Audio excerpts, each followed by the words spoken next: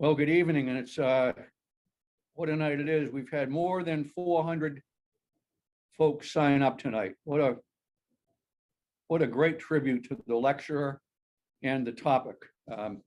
It's another marker in our diversity here, where tonight is the first time that we've had a national park ranger. We've usually focused on university professors, folks such as that. So you'll find this very interesting tonight. I'm Mike Slane. I lead a great group, a board of directors that actually do all the work, talented group. And one thing you ought to know that I've been asked tonight it'll be a delight for you that I'm asked to keep it to 3 minutes on the introduction. I was born and raised in Worcester for 21 years in the Tatnick section. Spent a lot of time in the Canal District, in Sigmund Village. So I know the area very well. I retired in Newport and I've been here 27 years. So both places are home, and in between was 20 years in the Navy and 10 years in New Hampshire. I have a love of both communities and all of the in-between. And I ask you tonight, I'm going to keep it simple, to do just two things. One is set aside a half day of your life, or maybe a day.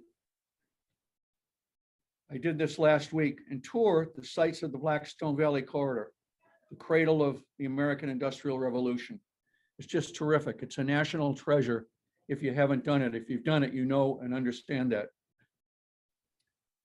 Tour Pawtucket, drive on up to Slatersville, which was the largest mill village in the United States in 1807. There are the Millville Locks on the Blackstone River. In 5 minutes, you can be in Uxbridge. 10 minutes more, Whiten Machine Works in Whitensville. And then on up to Hopedale, just to name a few. There's a lot more than that, but it is truly a thrill to see these beautiful buildings, many of which now are residences as well as companies. And the mill villages were copied all over the Northeast, all down the eastern shore, to North Carolina, to Georgia, and then out to the Midwest, which really spawned the Industrial Revolution across the entire United States. But you'll hear more about that from Chuck, I know. Number two, I'm going to ask you, many of you have attended several Zoom lectures this session. These are free and require significant effort by Ann, Dan, and their team. And we have generated no revenue this year from the Zoom lectures. They're all free.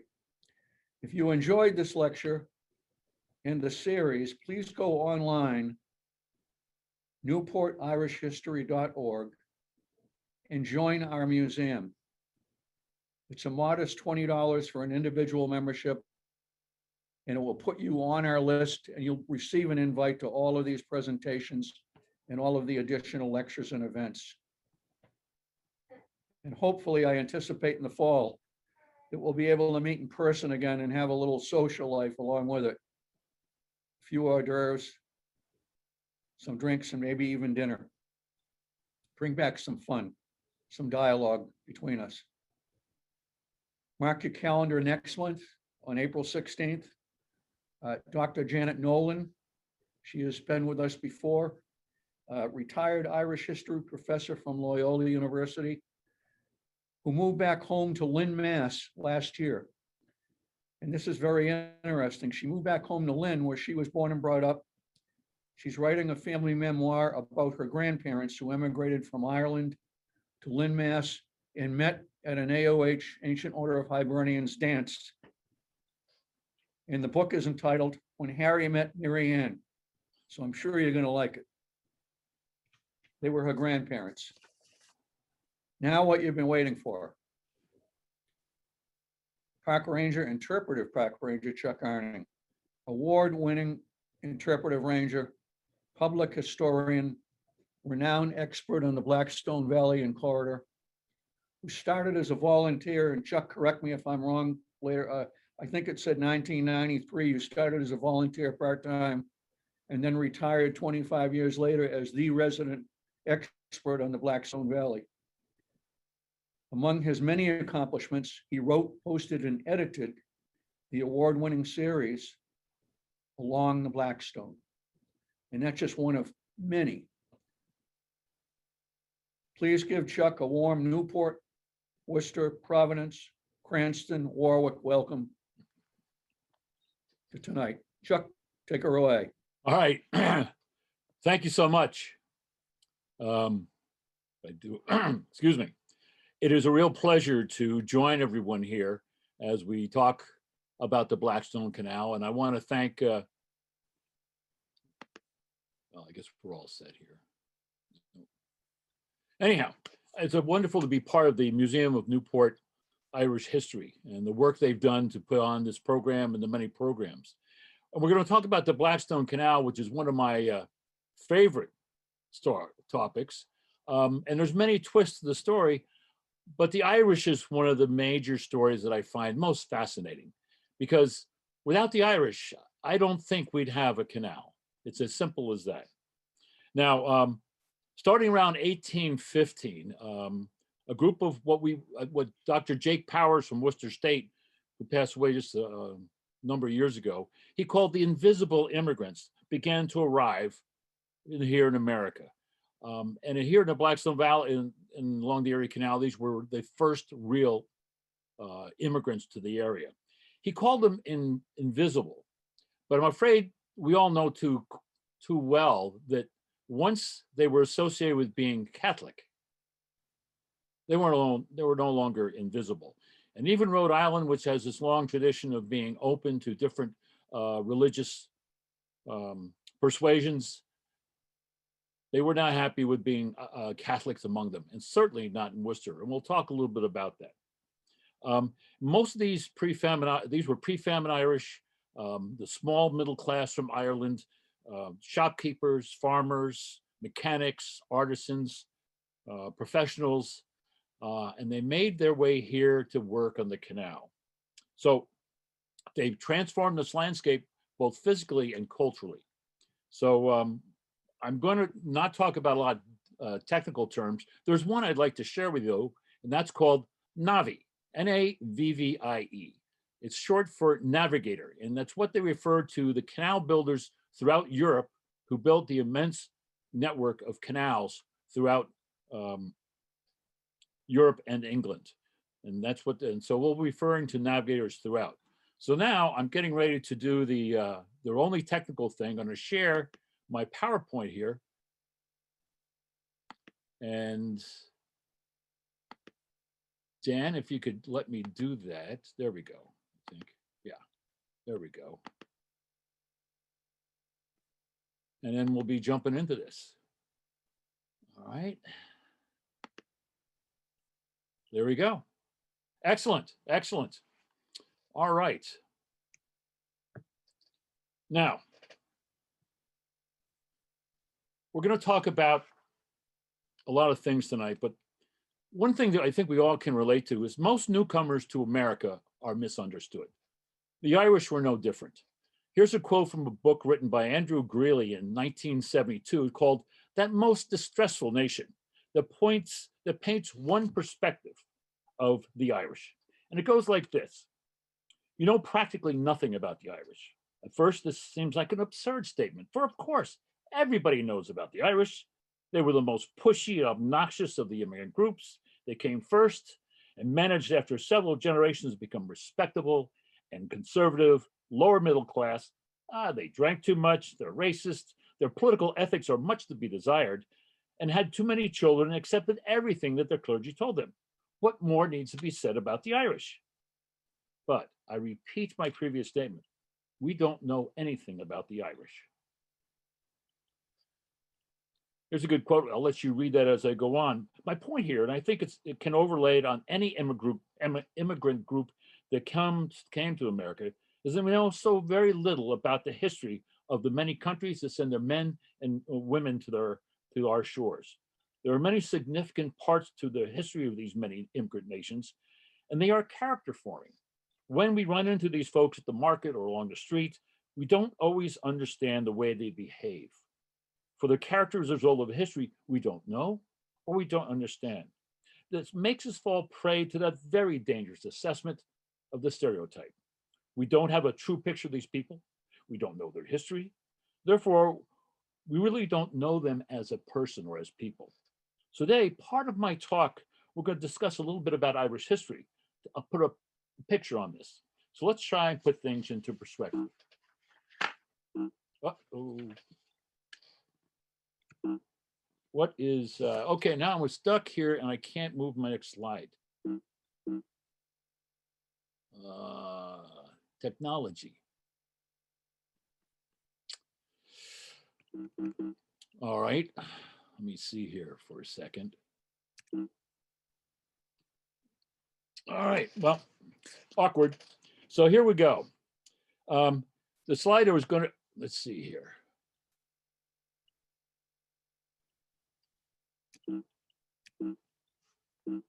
Well, let me just go and we'll look the same slide here. And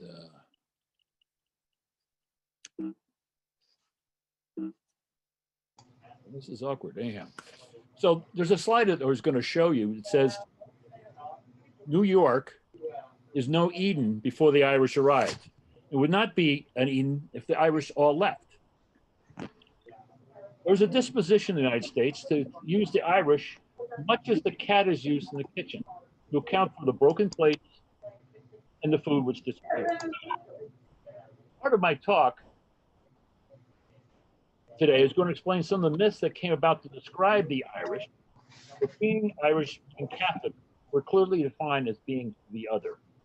But make no mistake, these canal builders of Ireland were hard workers. They were literate, and many of them had an entrepreneurial spirit. So part of my story is to debunk these theories.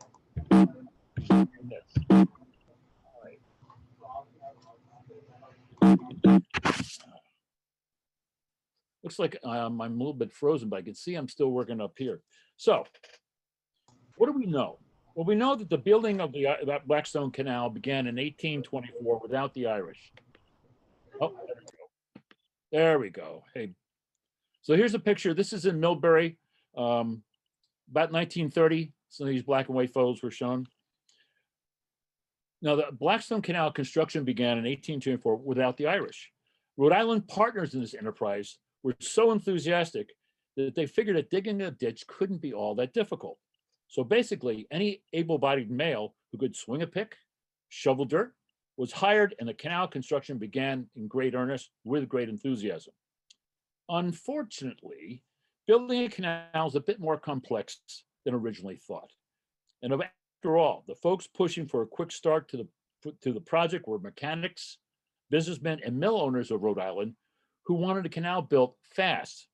But did they know what they were doing about digging the canal? And the answer is not really. So they hired friends, local merchants, as contractors and had day laborers, sailors, farmers, roustabouts to do the actual construction. Naturally, the first year of the construction was challenging since no one had ever built a canal here before.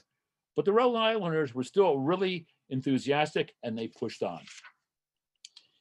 19th century canals, crude by today's standards, were far from being simple construction projects.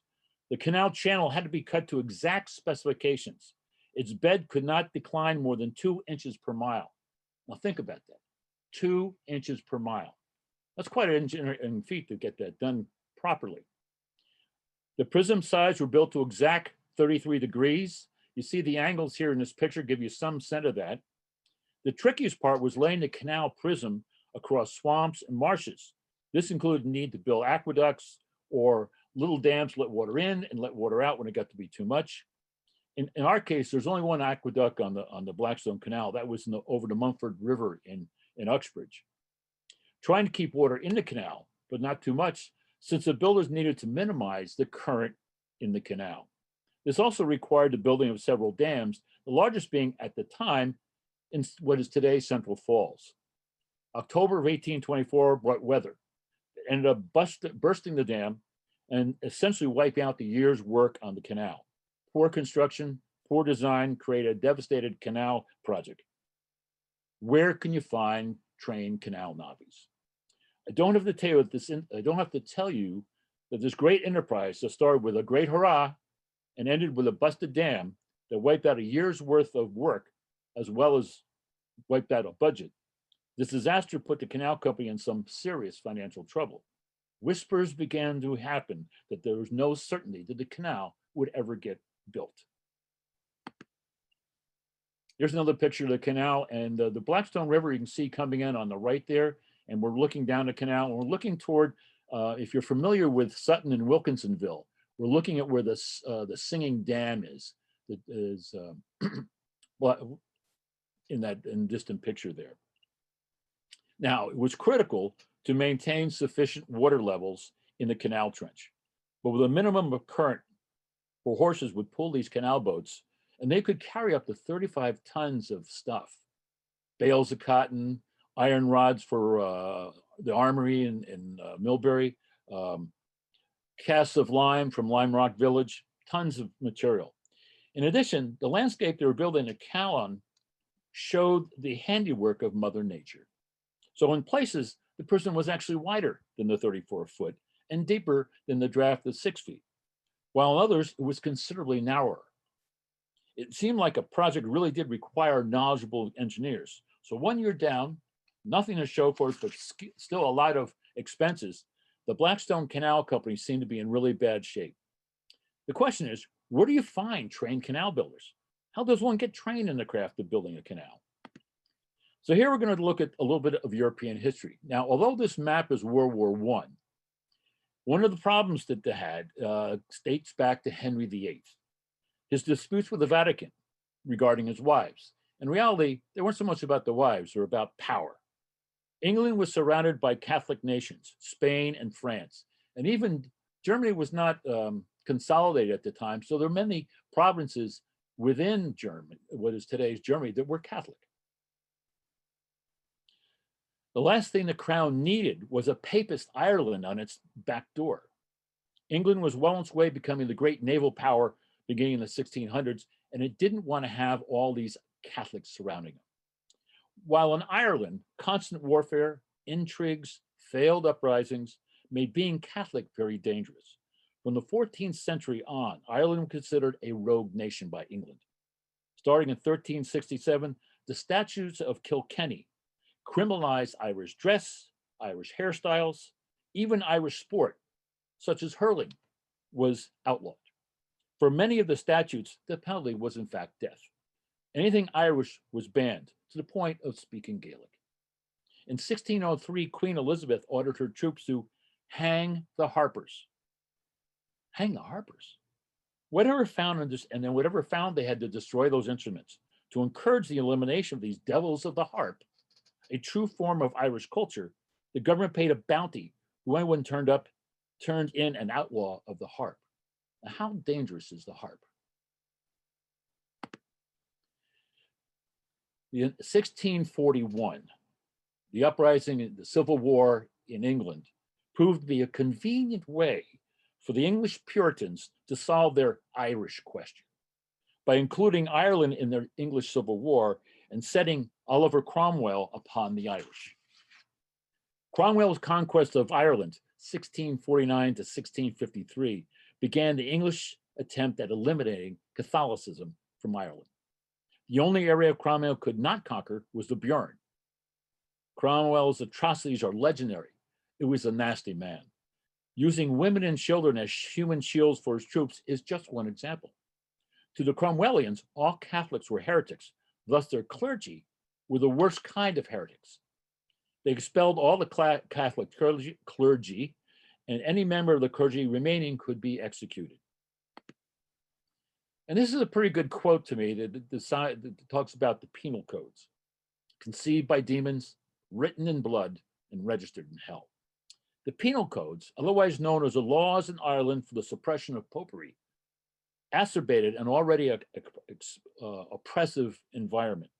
Due to these laws and codes, Catholicism became the badge, a true badge of honor of being Irish, which gives you a sense of just why the Irish are so strongly Catholic and supportive of the Catholic institutions.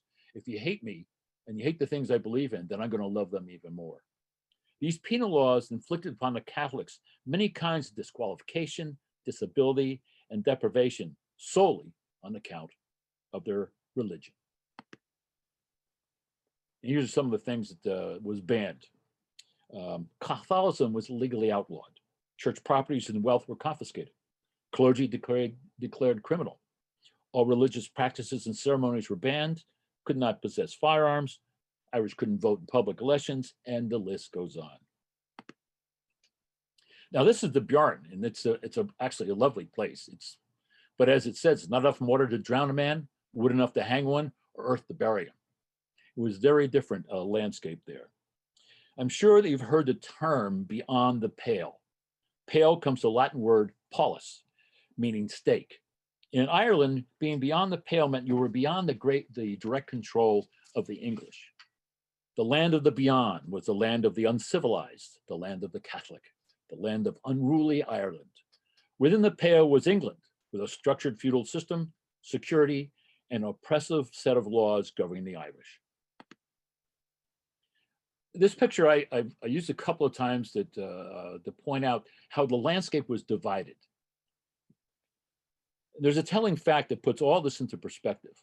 In 1641, prior to the Civil Wars, Catholics owned 60% of the land in Ireland. By 1776, Catholic land ownership stood at 5%.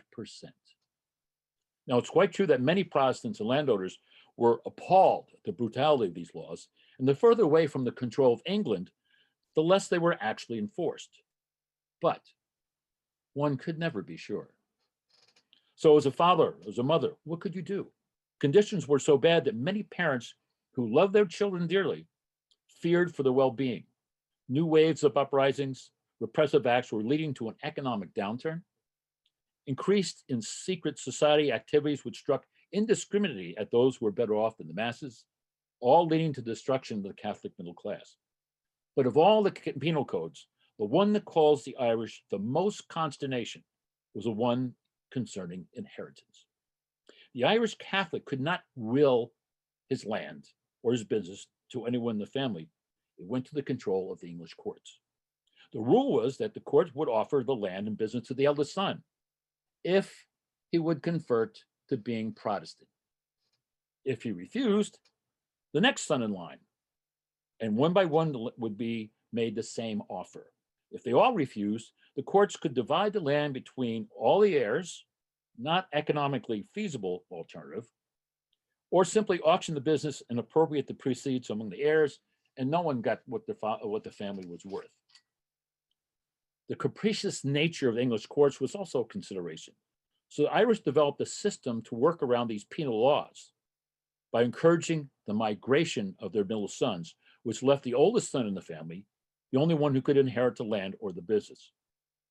It was clear that this was the only way Catholic families could keep family land in the family, by encouraging the migration of their middle sons. That's a harsh penalty, folks. That's a very harsh penalty. In fact, of the Irish navvies who worked in Worcester, not one was the oldest son. They were all the middling sons. Now, there's a story from the Irish community of Worcester that dates back to 1845 that I think will prove my point. St. John's Church, that stands today on Temple Street in Worcester, had a guild, the St. John's Guild, and they proposed to publish a magazine that would carry local news, information about other Irish colonies throughout America, and feature events from the home side of Ireland. One of the first features of the magazine was the publishing of sketches of prominent Hibernians. One of the long-term members of the Irish Worcester community took this task quite seriously was Joseph Lomansky, an important Blackstone Canal contractor. He wrote that he'd settled first in Boston, but that it took almost a decade to travel the few miles to Worcester, and my path took me through Buffalo, New York, and Providence, and I helped to build 2 great canals along the way. Now, this is the Duke brothers from Cashel. Both were farmers, and as you can see here, they worked on the canals in Great Britain, on the Erie Canal, and in the Blackstone. While there are many levels to this answer why all this wandering, but simply put, they left because they saw that they had no future in Ireland. They saw no hope in the situation in Ireland would ever change, and since the situation would not change, these stout-hearted men and women, they changed. They took the only option they had, they left. This is a little fuzzy slide. I apologize for this, but this is a picture of the Trent Mersey Canal in England. Land issues in Ireland after the Peace of 1815 created a large mass of dispossessed. It was clear to these middle-class young men that Ireland was not a place to make one's fortune. They picked up experiences from around the world. But, and somewhat ironically, they ended up in England, of all places, building the great navigation canals of the time. The Trent Mersey Canal, also known as the Grand Trunk Canal, the Ellsworth-Chatham Canal, and the Landslow-Welsh Canal. Between 1745 and 1830, just about 4,000 miles of navigable waterways were built in the British Isles. Why was there such a need for these canals?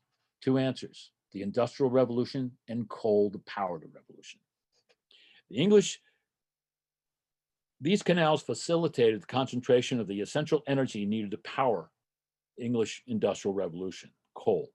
It was cheaper by canal and connected the landlocked industrial areas like Manchester to the Welsh coal mining areas and later to the major seaports.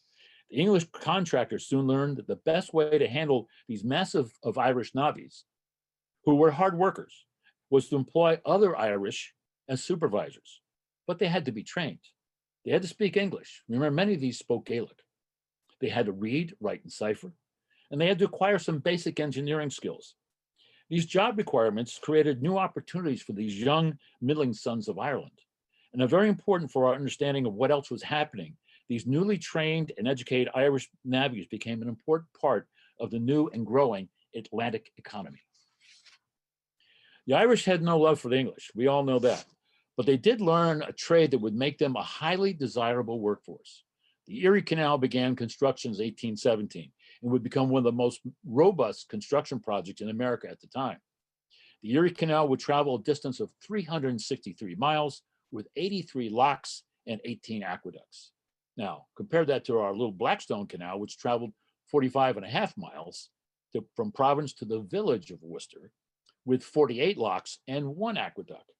The Irish were recruited to help build the Erie Canal, and one of the enticements was the fact that in America, the canal navvies would get to eat meat every day, while in England, they got meat once a week.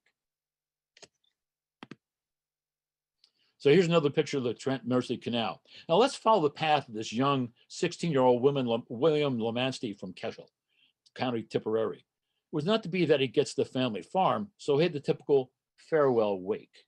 Some cash, cynically referred to as the fortune, a clerical blessing, the tearful parting, and he was sent off to see an uncle who was in charge of a maintenance canal crew on Shadlow, an interchange port in the Trent Mersey Canal. He worked there for 3 years before striking out on his own in 1794. He wandered for a good 15 years, and along the way found himself a love, had a wife who was also an Irish immigrant. Lomansty and his wife returned to canal work on the Landslow-Welsh Canal and meets Timothy Hunt, an engineer for that canal. The Hunt ends up bringing many Irish canalers to the Erie Canal a few years later. So this interaction between connections, who you meet, was very important. Lomansty is joined by his brother Joseph on the Welsh Canal, and Joseph wrote about his leaving. And it's one of those nice stories we get. In my 16th year, it came my turn to leave take. My father gave me, on the eve of my departure, a fine doeskin pouch containing my future in gold coins. Early in the morn, Father Castero arrived and the family prayed, and then I was off with my youthful companions in convoy and my few possessions in my portmanteau, and I could still hear the weeping that I left. I knew that I would never see my family again. In 1815, they both left Liverpool for New Brunswick, Canada, and then ended up in Boston, where they worked for Philip Norton and his good friend Tobias Bowen. Both become major contractors on the Blackstone Canal. A short bit later, they would follow Bowen and Norton to the Erie Canal, and by 1825, both brothers are here in the Blackstone, building our own little canal. Joseph is now a contractor. William, having lost several fingers in an accident, ends up working for his brother. Again, a little bit of this cut up landscape here. And if you think about our French Canadian neighbors who came down from French Canada, they suffered from the same thing. It's hard to have a farm when it keeps getting split up every time dad dies. It's just not enough land to make a go of it. So Lomansky employed 6 crews of 36 men. By 1827, and 14 of those work crews were related by blood or marriage. The bonds of kinship were incredibly strong. Here's some interesting facts dug up by Professor Powers. The average age of an Irish canal worker who settled in Worcester was 32 years. When you consider they probably spent 2 to 3 years working on the Blackstone Canal, and then 5, 6, 8 years working on the Erie Canal, it becomes quite clear that he must have left home as a teenager. Now, here's another of those 1930s canal photos. The canal trench is right in front of us, but you see the Blackstone River coming in from the right there. As the Erie Canal was being completed, the Blackstone was starting up, so recruiting skilled canal workers was an easy task.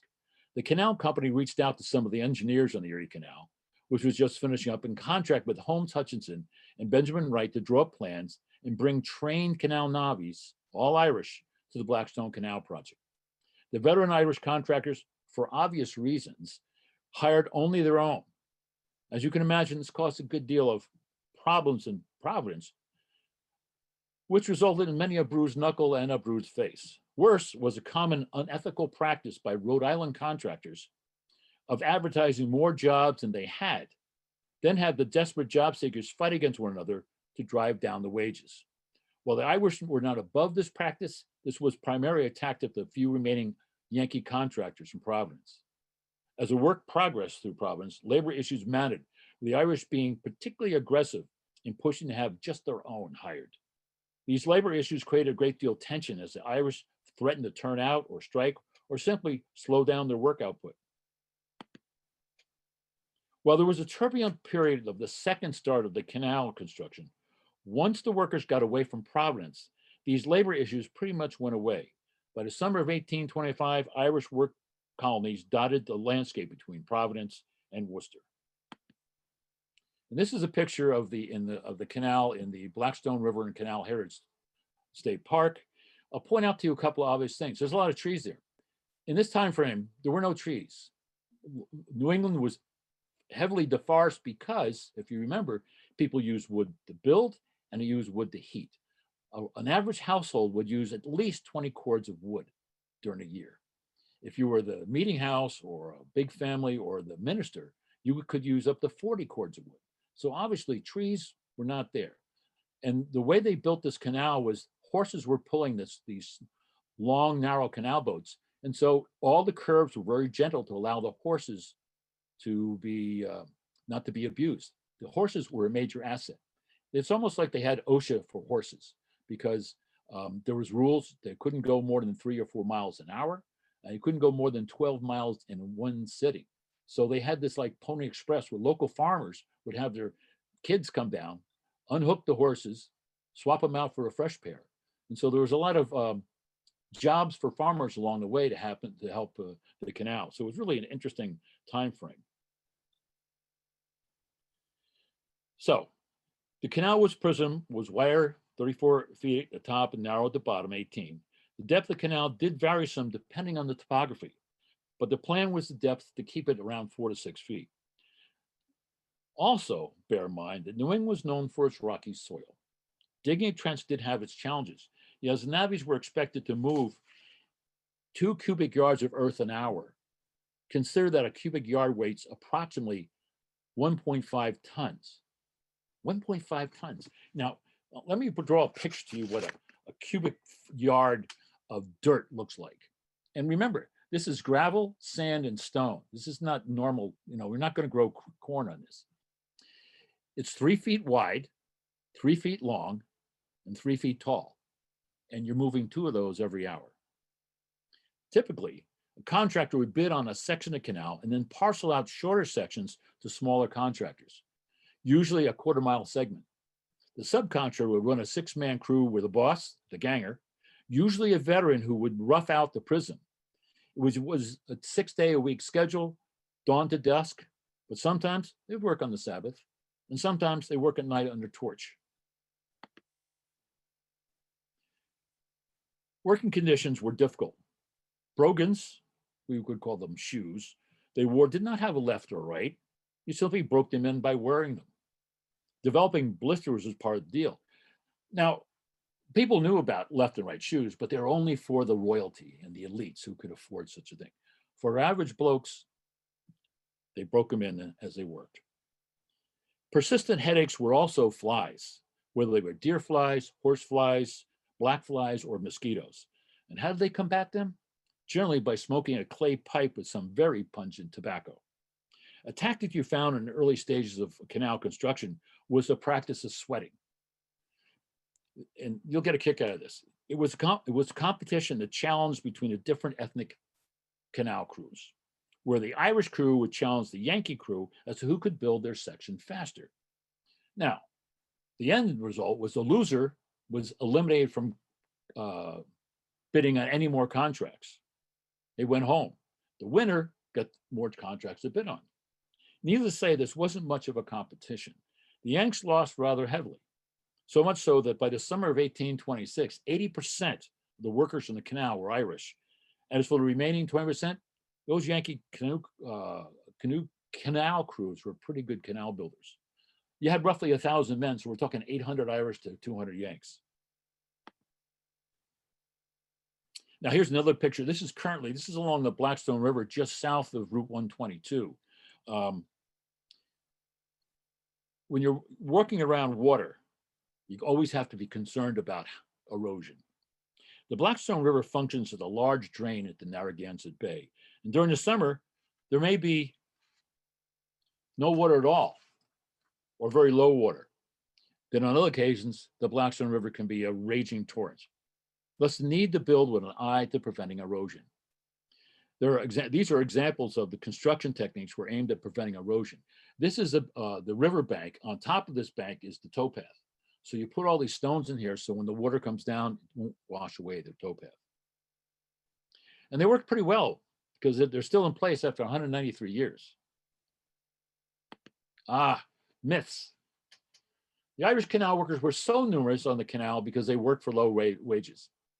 Wrong. Truth, wages were consistent across ethnic groups. Canal wages were on par with other public works projects. In the case of the Blackstone Canal, they were in fact superior to wages earned by mill or farm workers. Wages for the newbie, would be 27.5 cents a day. A veteran or a second-year navvy would earn 35 cents a day. The ganger or the crew boss could earn anywhere between up to 45 cents. And now stonemasons had special skills, and most likely they would earn somewhere between the 35 cents to 45 cents. But importantly, the stonemason would have a job all year long. For during the winter months, granite would be cut for the locks, for small dams, for bridge abutments. Many other jobs would be seasonal, but the stonemasons had a job all year long. In addition, it was always a possibility that your crew boss, the ganger, might not win another contract. A fact of life that successful crew bosses usually had their pick of the hard-working navvies. But it didn't hurt either if you were related. Here's the other one. Irish canal builders, and I spelled Irish wrong here, were drunks. So let me explain. Digging a canal is hard work, especially dealing with New England potatoes or rocks. And New England is known for its very rocky soil. So throughout the day, 4 to 6 times a day, the boss would call for a jigger break, where a jigger rum, most likely Worcester New rum, would be poured out in small 1-ounce cups. Worcester New rum would go for about 30 cents a gallon, so no one was breaking the bank on quality rum. It was a rest break meant to refresh and stimulate the worker. While the total amount of rum consumed during a normal 14-hour day was no more than just under 6 ounces, not nearly enough to get an adult canal digger even tipsy, and most likely they sweated the rum out within the hour. But this was a time period of the temperance movement. And throughout the Blackstone Valley, temperance advocates were well organized and extremely vocal. On top of that, you always wanted to find something that the new immigrants that were, you wanted them to put those stereotypes into place. So stereotypes connected to bigotry always plagued the immigrant. It was no different here on the Blackstone. Now here is engineer drawing of what a canal lock looked like. And I'll point out 2 things. 2 ends, you can see where the oak doors are, and it's only 10 feet width. So we're talking about canal boats that are 9.5 feet wide and 72 feet long. Tiny boats that fit just in here. If you notice the fingers that stick out, those are called deadmen, and I'll explain what they look like in a little bit.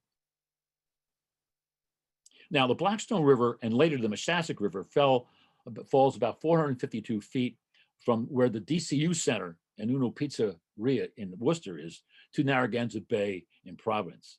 Since you're moving earth in a depth of just 2 inches a mile, locks were the only way to allow the canal boats to travel that distance with that much drop in elevation. In addition, Rhode Island was far more industrialized than Massachusetts.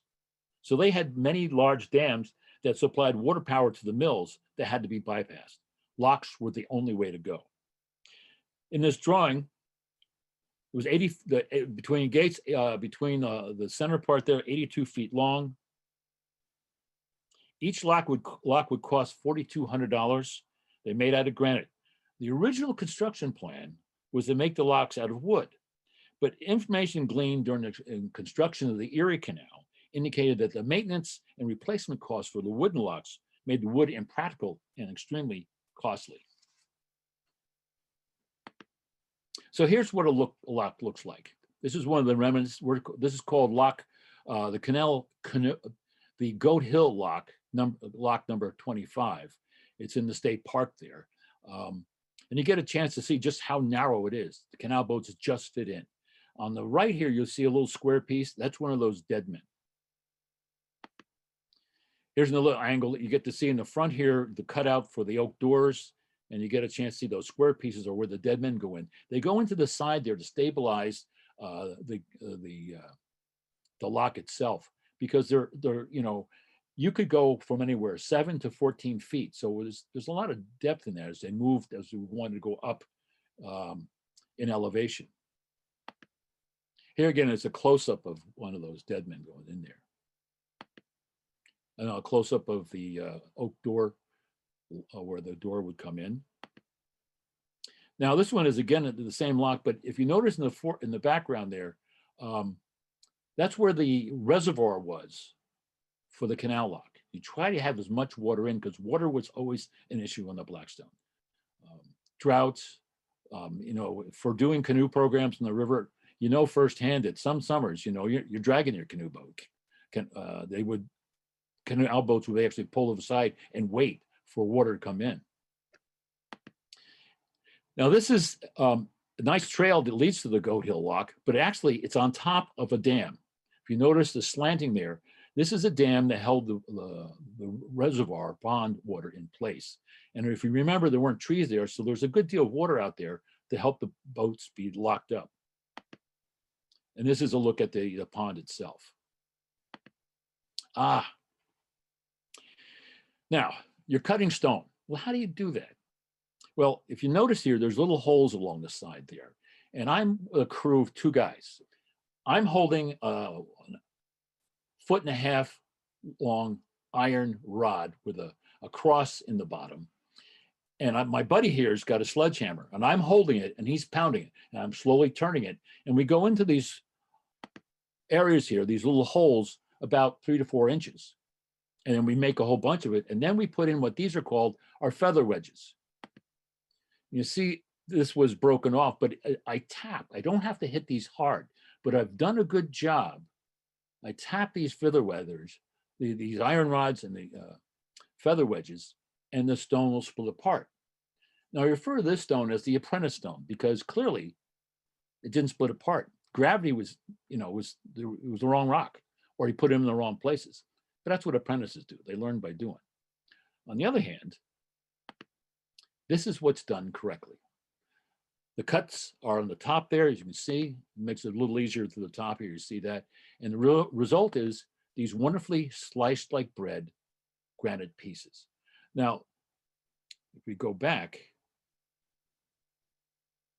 to this, there's only 25 yards you see the apprentice working, and then the master is up the other side. So this is a nice trail. You can go and put your fingers in here and get a chance to feel what it was like, and then you can go down here and see how it was nicely done. Now the canal trench runs to the bottom of this hill. And so what would happen is we'd cut the stone here, And they used a lot of the quarry right along the way of the, because there's so much granite in the Blackstone. You didn't have to go far away to get big quarries going. You used what was available. And so with putting some saplings down, we just kind of slide these things down to the the canal trench. You would have oxen then drag it up to the lock. And that's how you began to put the construction in place. And this is the Millville Lock. I think Michael mentioned this in his opening. It's the best preserved lock.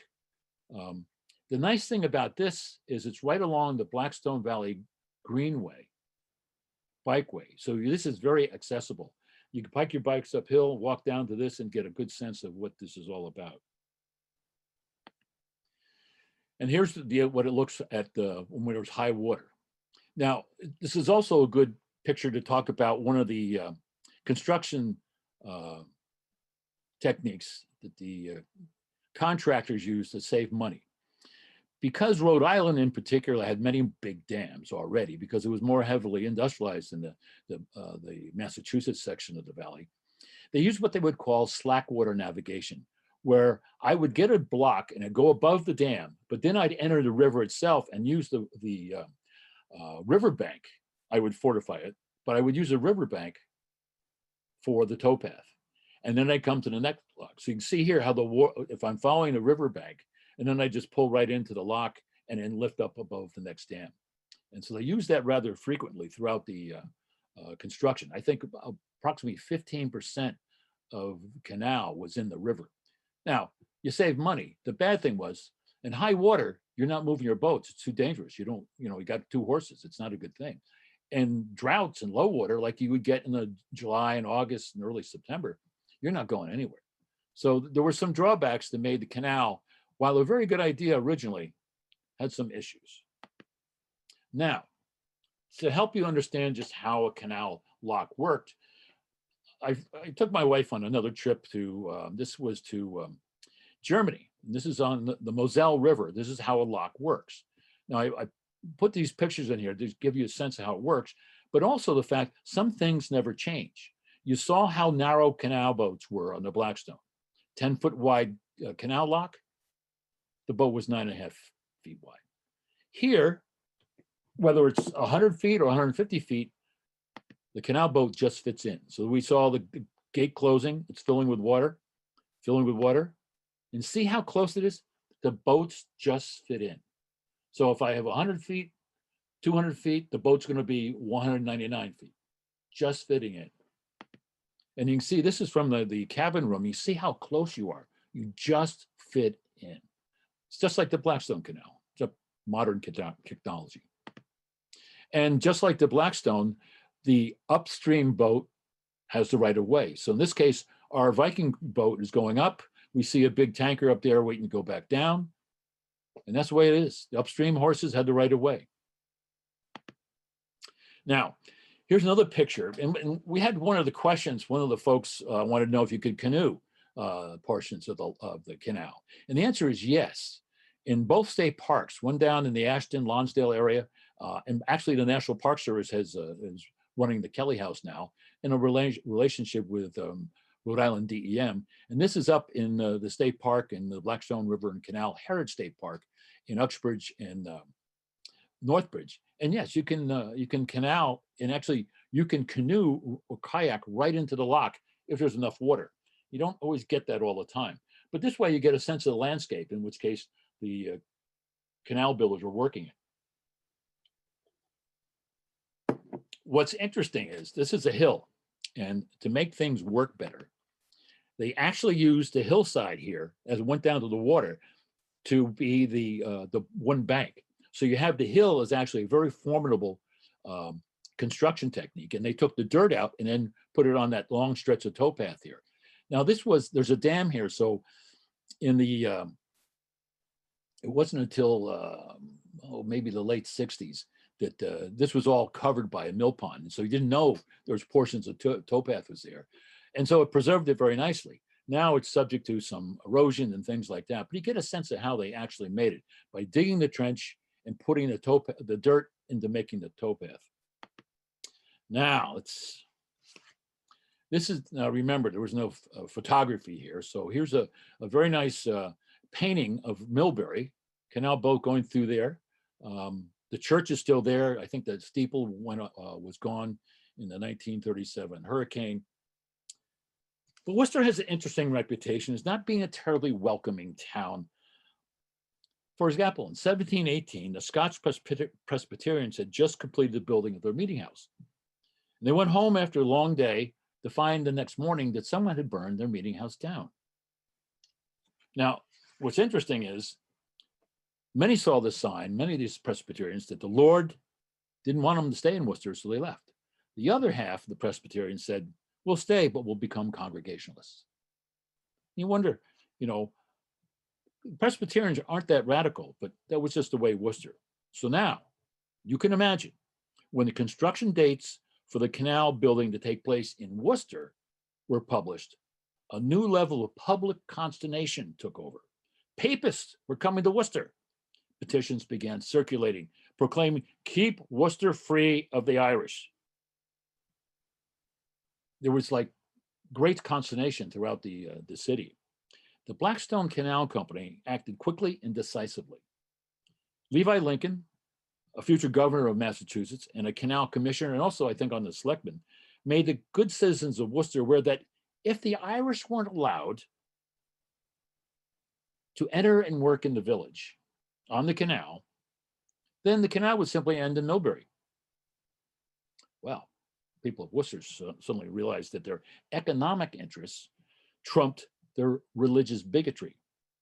So the only thing the selectmen said that they would pass a rule saying that the Irish only could work while they were in town, they couldn't stay in town. As Lincoln said, the Irish come not to live among us, but only to build a canal. But ladies and gentlemen, you know as well as I do, the fact that the Irish are here, they weren't going anywhere. The area in the Pine Meadows where the Irish were allowed to build a shantytown and grown into a small village with over 200 Irish members there is where the railroad yard is now, just outside the Union Station. Worcester had become a hub of activity, bursting with all kinds of construction. The canal was here and the Irish were here. In October 7th of 1828, with cannons going off in Armory Village in Millbury and throngs of crowds lining the canal route into the turning basin in Worcester, there stood, quite proudly, over 100 Irish workers who were at the very least temporary residents of the village of Worcester. This is rather remarkable, since just 2 years prior, the good citizens of Worcester had staged petition drives requesting Irish not be allowed to work there. Now, this is one of the ads. Worcester, because it's a shire town where the courthouse meets, had 3 newspapers, and they all had a column like this: marine news, navigation, inland navigation. And a merchant in town named Nathan Hurd decided to buy the entire contents of the first canal boat sight unseen. That's salt and corn. He put ads in the paper. If you think about this, this is a remarkable way how a businessman saw how the canal could make him money. Because the biggest issue with the canal, why they were building in the first place, the roads were horrible. And so here you had a canal. I could unload, or have a farmer put his corn and salt on the canal boat, and then within a day and a half, I have it in my store. That meant fresh. So everybody was excited about having fresh produce. And the Irish built the, and this is a drawing. It ends up being inside of a silk hat that was sold in Worcester as well. But this is a rough sketch of the turning basin in Worcester. The Irish built the taverns. They built the warehouses, the boarding houses, new mills, and other important structures that turned Worcester from a sleepy agricultural town into an industrial city. And this is an 1846 map. This prior one is 1828. A lot of change took place here. You can see that there's the canal goes up through the center here. And here's an important thing to consider. There are several stages of the immigrant experience, which flows across all ethnicities. The first stage, and this is part of the work that Dr. Howers did, would be the bridgeheaders. They are the first to arrive. They are overwhelmingly concerned about jobs. Their tenure in the community is uncertain. They will stay as long as there are jobs. No jobs, they'll move on. They tend to be young, single men, or those who precede their family into which may be a promising community. Bridgeheaders don't care about institutions. Building a church, developing organizations or associations require a commitment to the community. Without a sense of permanent work, there's no time or reason to build institutions. We saw the St. John's Church, 1834. That's 6 years after the canal had been completed. That's when they knew we could make an investment in the community because there's work there. And they also tend to be oblivious to the quality of housing and other amenities. Canal builders here, these Irish men, were clearly the bridgeheaders. Their commitment to Worcester was, and I would say the same place throughout the Blackstone Valley, was totally dependent on jobs and the future potential of new jobs. I think we can relate to that. During the first few years, there was enough work in Worcester as the village grew into a city. And what the Irish really needed was some sign there was a future here in the Blackstone Valley. And this is true along Rhode Island. It's even true along the Erie Canal. One of the Irish workers became mayor of Utica. And here's a timeline of what took place here along. Now, the sign that the Irish needed, that they were going to make a community in Worcester, came in the form of iron. The railroad was coming, and with it, jobs and growth. July of 1835, the Boston to Worcester Railroad was opened, and that line would connect to the very important port of Albany, where goods could be loaded onto barges on the Erie Canal to connect Worcester and Boston and Providence to the American West. These railroad jobs meant the Irish, who were the bridgeheaders, would now evolve into consolidators and extend their immigrant experience, building their very Irish place in the community. They would send for their wives and children, and the bridgehead would be consolidator, families united. The canal brought many new businesses and opportunities and jobs, and the Irish were ready to take full advantage of these opportunities. 2 new quarries opened, new brickyards were functioning, and many bricks would be sent down. Worcester selectmen voted to lay brick and granite sidewalks along the main streets near the new canal because of all the work that was coming in. And there was an entrepreneurial opportunity as well to both aspire and become a major contractor. The question for all immigrants, had they truly found a place to fit in? And the answer really is up to us. Because if we allow immigrants to come in and work in our community, things happen that usually turn out to be really good. In closing, the Irish saw the Blackstone Canal as an important part of their destiny. They saved the canal because they were the ones who knew how to build it. If the Irish hadn't come, we would most likely not had to wait for the railroad to come. But the canal and the Irish pushed technology. The rails were a new technology. The canal was old. But if it hadn't been there for the Irish to push the canal construction, railroads would not necessarily have come to Worcester. And that's one of the important things we see here. Now, I do notice there is a member of the community here who signed up, who's a Gleason. And I just want to point out to you, there are 4 sets of brothers that work on the canals that's also settled in Worcester. Doesn't mean there weren't more brothers, we just don't know about them as much. If you notice here, Jeremiah and John Gleason, both farmers, all from Castle in County Tipperary. And they were married. One had 2 kids, one had 3 kids. And there's a member of the community here who's watching this tonight who's a Gleason.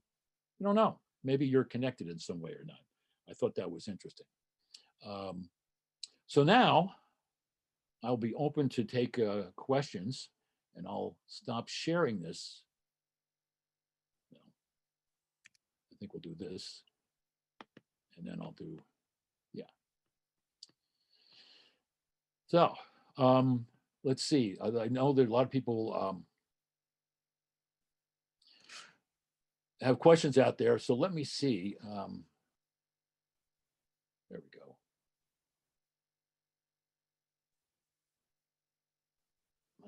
Okay, that's, I see. Thanks. So if anybody has anything they'd like to add there, I'd be happy to discuss things with you. I also have another research project that might be of interest. And I'm going to put my, oh, here we're good. We're good. Okay, somebody at John Hyde to, when building locks, how did they stem the water? Big oak doors would cross like this. And in the bottom, they had little flaps they would control from the top. And that would let the water in so the boats would rise up, or let the water out so the boats would rise down. So that's a good question, John. I should have thought of that. Any other things we can, I'll go here. You know, the beautiful thing is there are parts of the watered canal is easily accessible along the Greenway, Bikeway, both in Rhode Island, but also Massachusetts, and they're both in state parks, so you can go for really nice hikes along the canal, particularly in both places. What's interesting, though, if you look at the canal trench in the state park by the Riverbend Farm, you notice this, the towpath is a lot higher. Well, that's because a lot of times the canal was reused for other purposes. The Taft Central Mill and later the Calumet Mill at the far ends of the canal they used the canal as a raceway. So they built up the size so I could put more water to go to the water wheel in the particular mill there. So it's a lot higher than you would have if you were just running canal boats. And this is also true for the Providence Worcester Railroad. Providence and Worcester Railroad put a lot of their tracks on the towpath because they were nice and straight and gentle curves. Okay. Oh, John was wondering how during the construction. You know, I don't know.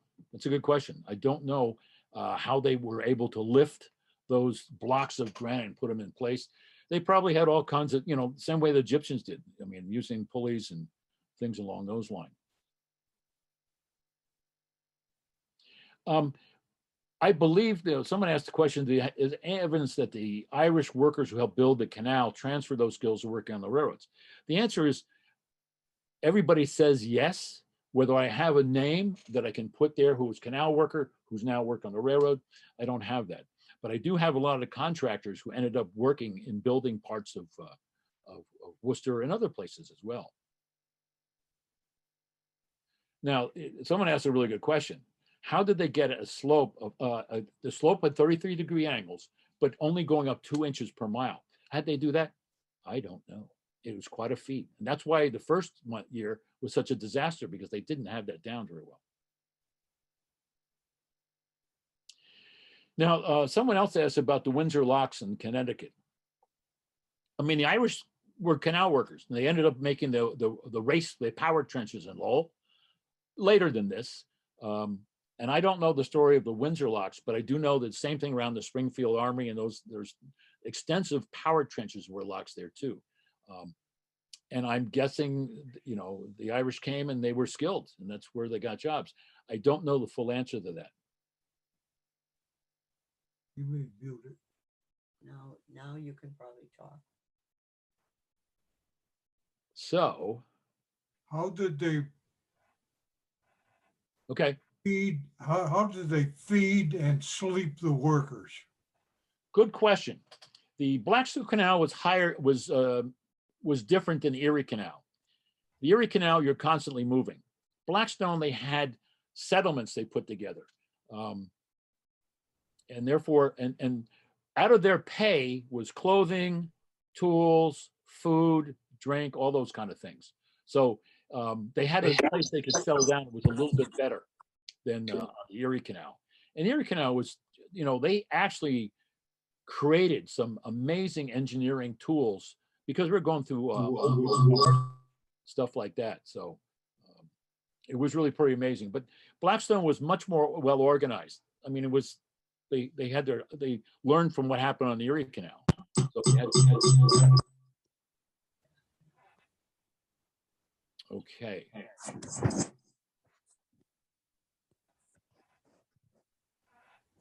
How was the route surveyed without modern? Well, you know, they were doing a lot of surveying back in the day. It was pretty accurate using sextants and other types of things. I don't have specifics to that. So that's a good question.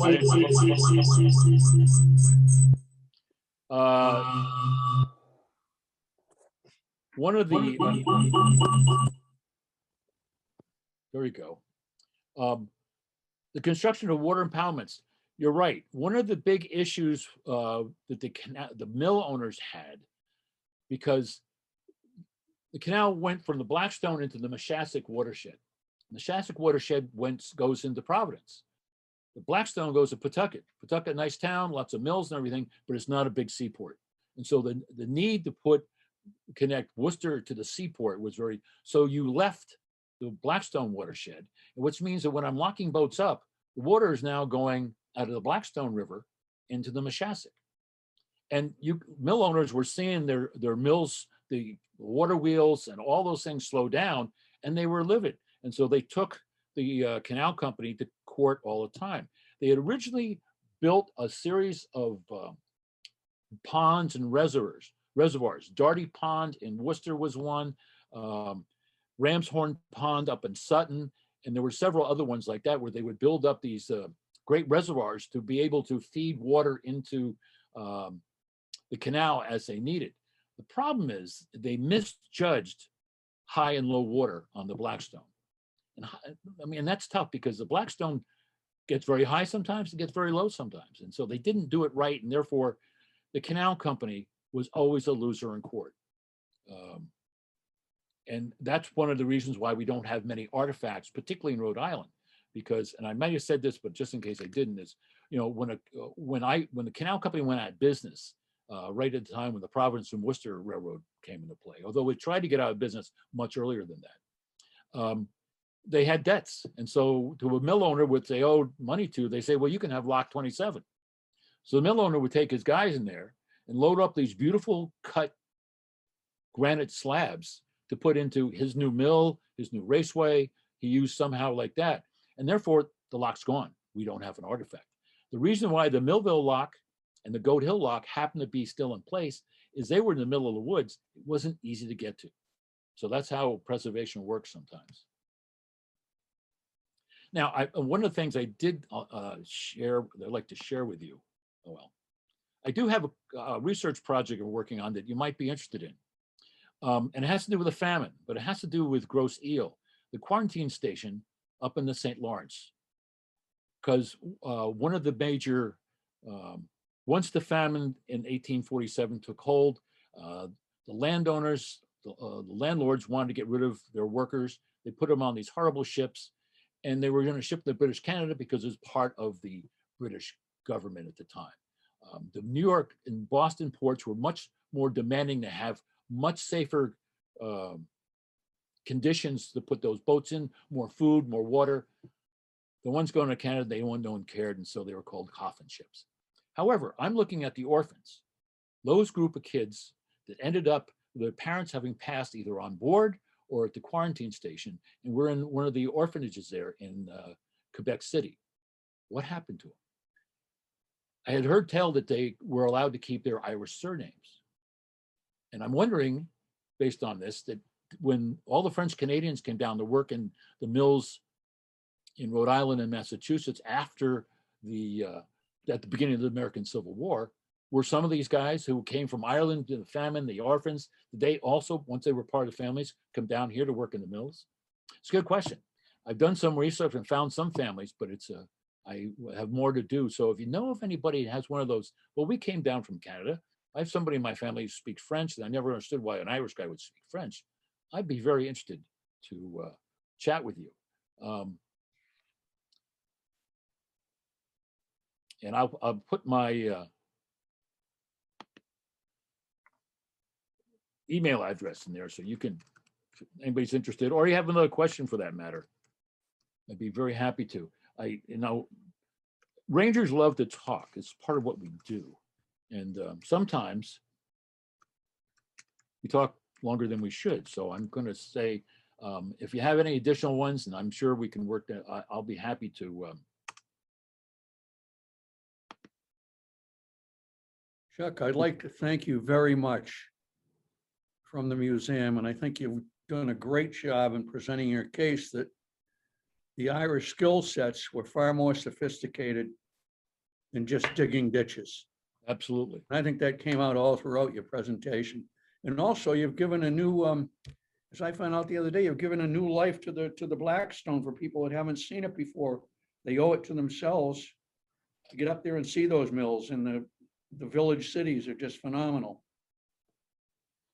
Well, thank you very much. I think Ann and Dan and yourself have done a marvelous job. The museum, I think, is great. So I'm honored to be part. Thank you. Thanks again. And for the rest of you folks, remember newportirishhistory.org. Go online and sign up and you'll remain on our lecture list. Thank you very much.